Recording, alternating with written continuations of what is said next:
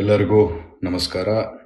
ಕಳೆದ 2 ದಿನದಿಂದ ನನಗೆ ಸಾವಿರಾರು ಸಂಖ್ಯೆಯಲ್ಲಿ ನಮ್ಮ ಸ್ನೇಹಿತರು, ದೇಶಿಗಳು ಎಲ್ಲರೂ ಕರೆಯನ್ನು ಮಾಡಿ ಈ UAE ಕ್ರೈಸಿಸಲ್ಲಿ ತಾವು ಸಿಲುಕಿದಿರಂತೆ, ತಾವು ಯಾವ ರೀತಿಯಲ್ಲಿದ್ದೀರಿ, ತಾವು ಸುರಕ್ಷಿತವಾಗಿದ್ದೀರಾ ಅಂತೇಳಿ ತಮ್ಮ ಆತಂಕವನ್ನು ಪಡಿಸ್ಕೊಂಡ್ರು ನನ್ನ ಹತ್ರ.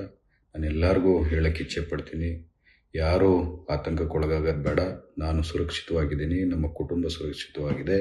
ಅದರ ಜೊತೆಗೆ ಬಳ್ಳಾರಿಯಿಂದ ಏನು 35 ಜನ ದುಬೈ ಪ್ರವಾಸಕ್ಕೆ ಬಂದಿದ್ದರು ಅವರೆಲ್ಲರೂ ಸುರಕ್ಷಿತವಾಗಿದ್ದಾರೆ, ನಮ್ಮ ಕಾಂಟ್ಯಾಕ್ಟಲ್ಲಿದ್ದಾರೆ.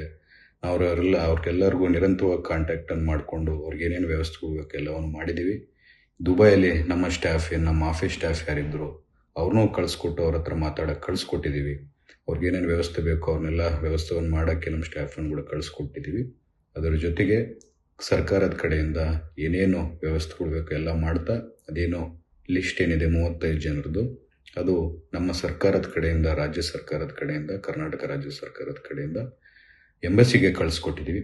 ಅತಿ ಶೀಘ್ರದಲ್ಲಿ ಏರ್ಪೋರ್ಟ್ ರಿಸ್ಯೂಮ್ ಆಗಿದ ತಕ್ಷಣ, ನಮಗಿರುವಂಥ ಮಾಹಿತಿಯಲ್ಲಿ ಅತಿ ಶೀಘ್ರದಲ್ಲಿ ರಿಸ್ಯೂಮ್ ಆಗುತ್ತೆ ಏರ್ಪೋರ್ಟ್ ಅನ್ನೋದು ಮಾಹಿತಿ ಇದೆ.